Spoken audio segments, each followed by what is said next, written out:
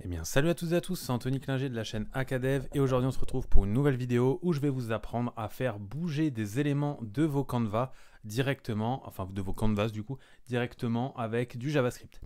Alors dans la première vidéo que j'avais fait en initiation, on va dire sur les canvas, je vous avais appris à dessiner des éléments dans un canvas, à savoir des rectangles, des cercles, des lignes, des chemins, des polygones, enfin bref, toutes sortes de choses, même du texte pour le coup. Donc si vous êtes intéressé par ce genre de contenu, n'hésitez pas à aller voir la première vidéo sur les canvas où je vous explique comment faire tout ça. Alors dans cette deuxième vidéo sur les canvas, aujourd'hui on va voir un peu plus poussé, mais surtout beaucoup plus utile. On va voir comment faire bouger des éléments avec nos touches du clavier directement dans le canvas. Alors à quoi ça va nous servir? Tout simplement, il faut savoir que la majorité des gens qui utilisent les canvas créent des jeux. Bon, il y en a qui créent aussi des graphiques, hein, ça se fait très bien, mais la majorité, c'est quand même pour créer des jeux vidéo flash, online, des choses comme ça. Par exemple, un Snake qu'on fera dans une prochaine vidéo, comme je l'avais déjà dit. Et du coup, on va avoir besoin de maîtriser les objets de l'intérieur du canvas directement avec des flèches ou avec des autres touches de notre clavier. Alors pour commencer, vous allez avoir besoin de plusieurs choses. Vous allez avoir besoin d'un navigateur, évidemment, là, peu importe lequel, ça va fonctionner sur tous les navigateurs. D'un éditeur de code. Moi, je vais utiliser VS Code du coup, puisque c'est celui que j'utilise le plus et qui est le plus recommandé. Donc n'hésitez pas également à aller voir ma config VS Code. J'ai déjà fait une vidéo là-dessus pour tous ceux qui posent des questions sur les extensions ou sur le thème que j'utilise. Et on passe directement au code. Alors pour commencer, on va devoir déclarer un nouvel élément HTML Canvas qui, je le rappelle, sera notre zone de dessin du coup. Donc pour ça, on va déclarer un canvas. On va lui donner une width. Voilà, donc par exemple 500 pixels, c'est toujours en pixels ici du coup tant qu'on ne spécifie pas. Et ici, une hauteur de 500 pixels. Si je rafraîchis ici et je vais voir dans mon élément HTML, je vois que j'ai bien un canvas de 500 pixels sur 500 pixels. Jusque là, tout va bien. On va tout de suite rajouter dans le style, comme j'ai déjà fait pour l'autre vidéo, une border de 2 pixels en solide, voilà, histoire de voir en fait les délimitations de notre canvas, puisque ça va être utile notamment pour voir où est-ce qu'il faut s'arrêter, notamment lorsqu'on va bouger notre rectangle. Imaginons qu'on a un rectangle, il faut qu'il s'arrête ici par exemple, lorsqu'il arrive à une extrémité du coup de notre zone. Voilà.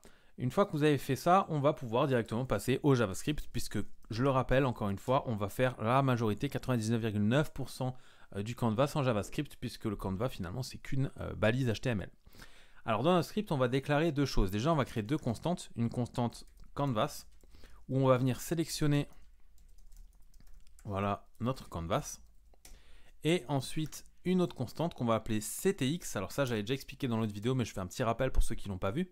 Alors là, on va déclarer un contexte. Donc soit vous pouvez l'appeler CTX, soit contexte, soit C, soit en fait comme vous voulez, mais moi je vous conseille de rester dans ce type de nom, tout simplement, parce que ça va vous permettre de vous y retrouver par la suite dans le développement. Voilà, donc on fait const CTX, et là on va dire que sur le canvas, on va déclarer un nouveau contexte 2D. Voilà, tout simplement. Et maintenant, on a déclaré du coup nos deux constantes principales pour pouvoir agir sur le canvas directement sur notre contexte 2D. Première chose à faire, ça va être de créer une nouvelle variable. Donc pour ça, on va faire rect égale, et là on va déclarer un nouvel objet. Alors pourquoi on déclare une variable? Je vais vous montrer justement après pourquoi. Parce qu'ici, on va déjà déclarer une position en X, une position en Y, une width et une height. Alors pourquoi on fait ça dans une variable et non pas directement comme on l'avait déjà vu dans l'autre vidéo lorsqu'on dessine notre rectangle? Eh bien tout simplement puisqu'on va devoir agir sur ces propriétés-là, notamment sur X et Y, pour pouvoir faire bouger notre rectangle au fur et à mesure. Donc pour ça, il va falloir que ce soit accessible directement via une variable donc, ou dans laquelle on a un objet. On va spécifier par exemple 100 et 100 par défaut. Ce qui veut dire que vu que là on a 500 pixels en X et en Y, je le rappelle, on commence toujours au top, en haut à gauche, en 0, 0. Ici on a les axes des X, ici axe des Y. Et du coup, si je suis en 100, 100, je suis donc à peu près là. Voilà. Et 100 ici, donc je suis là où il y a ma souris environ. Pour la taille, donc width, là vous allez donner par exemple 50 pixels. Et la height, on va donner 50 pixels également. Donc là, vous n'avez pas besoin de spécifier, comme dit, les unités. Par défaut, c'est du pixel. Voilà pour ce qui est des propriétés de notre rectangle de base. Maintenant, on va créer une première fonction qui va être la fonction drawRect, qui veut dire en anglais, du coup, dessine le rectangle. Par défaut, elle n'existe pas cette fonction. Donc première chose qu'on va faire, c'est on va agir sur le contexte et dire qu'on veut clear rect, c'est-à-dire qu'on veut nettoyer le canvas du coup avec la version précédente. Donc pour ça, on fait ctx.clearRect, pardon. On va nettoyer en X, on va nettoyer en Y. On va nettoyer également la taille du canevas. Voilà. Et la height du canevas. Voilà. Une fois qu'on a fait ça, on va faire ctx.fill style. Et là, on va déclarer la couleur de notre carré. Nous, on va faire un carré, vu que vous avez vu ici qu'on a fait du 50 par 50. On va lui donner par exemple la couleur rouge.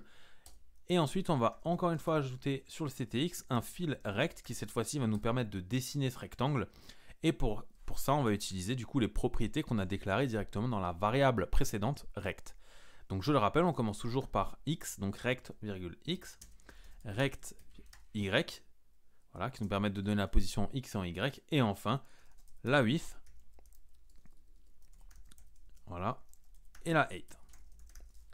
Voilà. Une fois qu'on a fait ça, on a fini notre première fonction qui va nous permettre de dessiner uniquement notre rectangle, enfin notre carré pour le coup, suivant les coordonnées x, y et sa taille, que ce soit sa hauteur comme sa largeur. Et pour ça, ce qu'on va faire tout de suite, c'est qu'on va faire un draw rect pour voir que ça fonctionne bien. Lorsqu'on rafraîchit, voilà, on a bien un carré de 50 par 50 qui est positionné en son top en haut à gauche en 100, 100.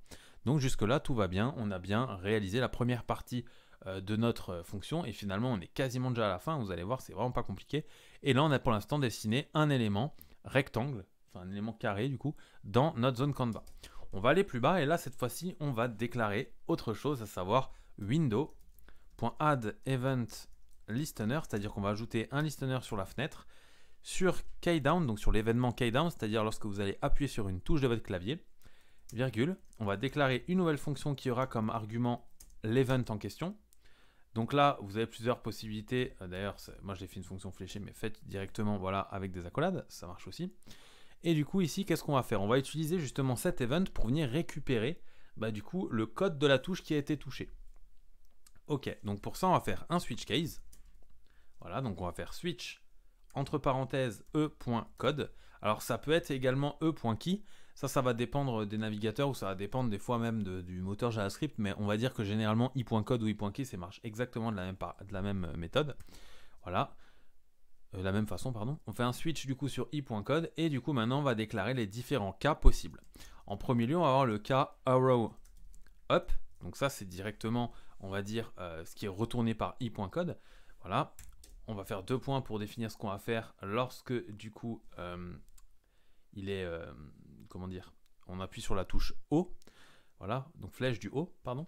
On va faire un if. Alors pourquoi on va faire un if? Parce que comme j'ai dit avant, il va falloir délimiter en fait la zone de mouvement à chaque fois sur le canvas. Donc pour ça on va faire if rect.y-5, parce vous allez voir par la suite qu'on va se déplacer de 5 pixels est supérieur ou égal à 0. Ça veut dire que si la position y de notre élément moins 5 est supérieur ou égal à 0, alors voilà, on va faire rect.y et on le décrémente à 5. C'est-à-dire que là, on a le droit d'aller vers le haut en 5 pixels. Voilà, donc c'est-à-dire que vu que l'axe des y est ici, voilà, si je vais dans le négatif, je monte, si je vais dans le positif, je descends. Voilà, donc là, en gros, si la position y par défaut de mon rectangle, moins 5, c'est supérieur ou égal à 0, c'est-à-dire que c'est supérieur ou égal à la hauteur de mon canvas finalement, et bien du coup, alors on peut remonter. Sinon, on va interdire finalement le fait de monter. Voilà, on va faire la même chose du coup. Donc là, on va d'abord faire un break, évidemment, puisque dans la switch case. Et là, on va faire presque la même chose pour arrow down, pardon.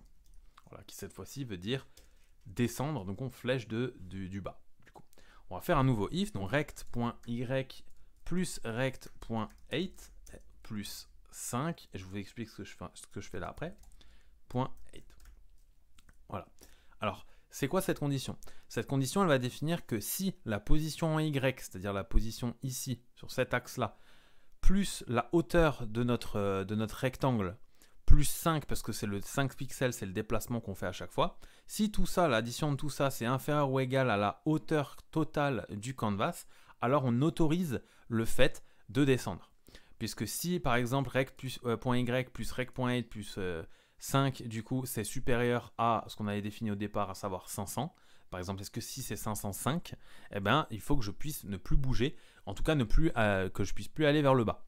Voilà à quoi sert cette condition. J'espère que vous avez compris. Normalement, c'est pas très compliqué. Alors, évidemment, ça rentre pas directement dans le cerveau en général quand on apprend ça, mais la logique y est, je pense que vous allez la comprendre.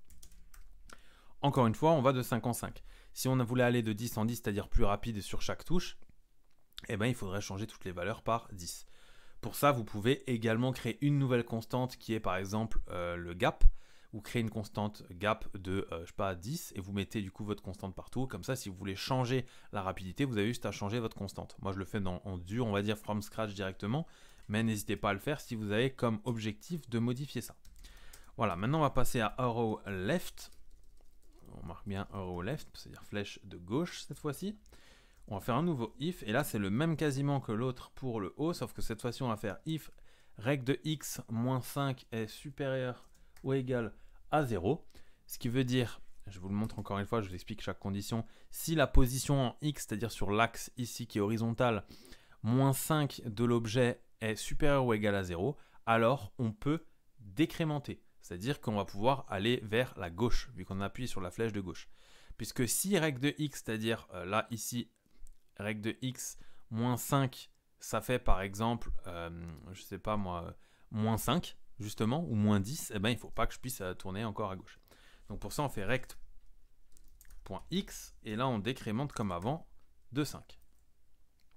Alors vous remarquez d'ailleurs que des fois je mets pas de point virgule, mais en fait ça change strictement rien, c'est juste une habitude ou non, sachant que moi j'ai l'habitude du PHP beaucoup, donc c'est pour ça que je mets des fois les points virgules et des fois non. Voilà, arrow right cette fois-ci, avec un super accent anglais. Voilà, if rect de x plus rect.8 cette fois-ci et pas 8 plus 5 est inférieur ou égal à canvas de width, ce qui veut dire, je vais encore une fois vous expliquer, que si la position en x plus la taille totale, donc horizontale, c'est-à-dire la longueur de notre rectangle, plus 5, c'est inférieur à la distance totale ici de 500 pixels, alors on peut aller vers la droite. Si admettons je me trouve ici au bord, c'est-à-dire que rect de x plus rect 8 plus 5 c'est égal à 500, et bien en fait, il ne faut plus que je puisse tourner à droite. Voilà. Donc on va faire rect.x et là on va incrémenter à 5. Voilà. Et enfin, on va faire un break juste ici. Voilà, on va sortir de cette fonction et évidemment à chaque mouvement du clavier, enfin à chaque fois qu'on touche une flèche, et même il va falloir redessiner le rectangle, puisque rappelez-vous ici, quand on clique, quand on exécute draw rect ici, on clear à chaque fois le canvas pour redonner un nouveau rectangle qui a comme position et du coup comme dimension ce qu'on lui donne au départ, modifié par l'event listener d'ici. Et normalement, ici, si vous avez bien suivi jusqu'ici et si vous rafraîchissez, normalement, voilà, vous allez pouvoir directement, là je ne peux pas vous montrer directement, mais vous pouvez bouger votre carré avec les flèches. Donc là, vous voyez que je vais évidemment de 5 pixels en 5 pixels, puisque c'est ce que j'ai déclaré. Comme je l'ai dit, si vous voulez aller plus vite, il suffit d'augmenter ce gap. Ou alors, si vous voulez que ce soit plus fluide lorsque vous tournez, par exemple, et que vous restez, là, vous voyez qu'on voit que c'est un peu saccadé. Si vous mettez 1, par exemple, là, vous aurez l'impression que ça suit vraiment la touche de votre clavier. Et là, je vais vous montrer justement les conditions if, à quoi elles servent. Voilà, je suis au bout à droite, là, je clique, et pourtant, ça ne va plus à droite. Par contre, si je clique une fois à gauche, ça va bien à gauche et je peux revenir à droite. Idem pour le haut, je ne vais pas faire tous les angles, mais vous avez compris, voilà, je ne peux plus aller en haut. Donc voilà, ça c'était l'une des méthodes, il existe plusieurs méthodes, mais ça selon moi c'est vraiment la plus simple, pour vous expliquer comment du coup faire bouger un élément de votre canvas directement avec les touches de votre clavier. Alors évidemment, moi j'ai utilisé arrow up, down, left et right, vous pouvez utiliser également ZQSD par exemple, si vous êtes sur un AZERTY, et QSW ou je sais plus quoi si vous êtes sur l'autre. En tout cas, vous pouvez mettre les touches que vous voulez à condition évidemment de changer dans les cas à chaque fois de votre switch case le code de la touche. Donc voilà, si cette vidéo vous a plu, n'hésitez pas à laisser un pouce bleu et à vous abonner à la chaîne. Si vous avez des questions, comme d'habitude, j'y réponds très rapidement si vous les mettez en commentaire. C'était Anthony Klinger de la chaîne Acadev, on se dit ciao tout le monde.